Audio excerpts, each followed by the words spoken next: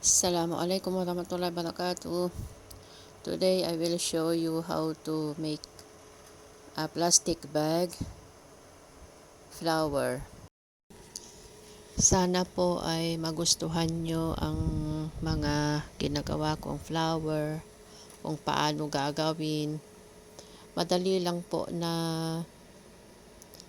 i-follow yung pagkat madali lang, basta tingnan nyo lang kung paano ko i-fold at saka i-cut.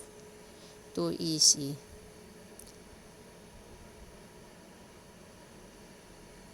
Gagawa ng 4 na piraso na parang petal on it. Tapos yung parang leaves niya sa baba.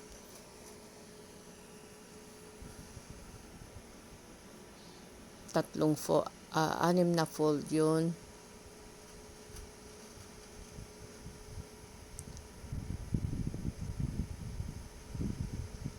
Cut on the edge. It's like that. And then 2 leaves.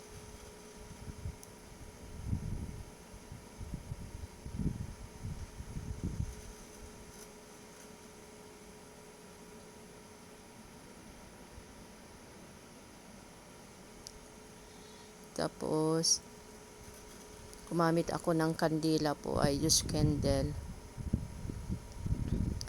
so that the edge will be look like real leaves.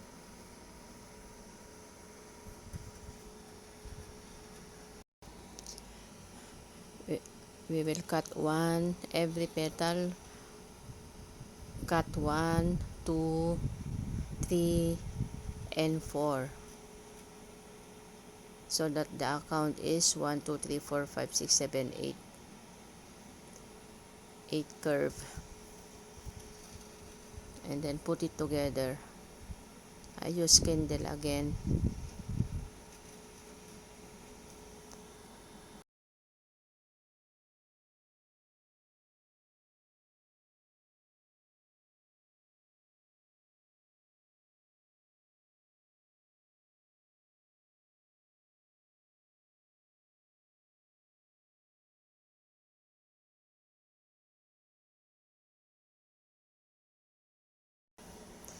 Ang gamitin nating stick ay yung floral wire.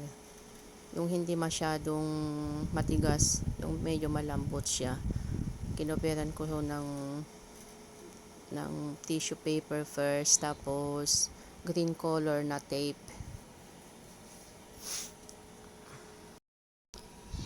Please share my video. I appreciate. Sorry po for my voice because still learning how to make a record voice. Then ayusin na sa stick. We need to arrange the petal on the stick so that it will be look like rose.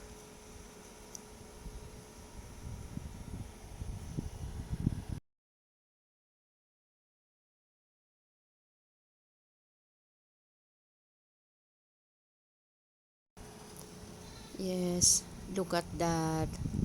So beautiful rose. Even it's made only a plastic bag. Then we'll take a small floral wire, then put that leaves, tiny leaves, put it together so that it will be look like real leaves.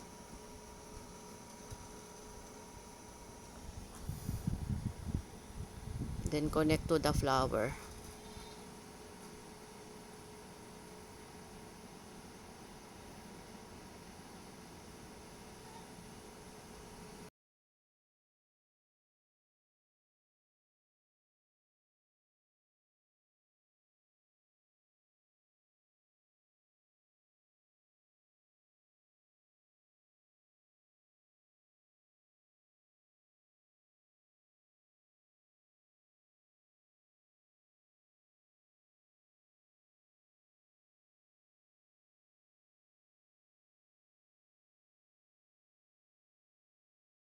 It's done. Look at that. So beautiful. A simple flower from plastic bag. Thanks for watching.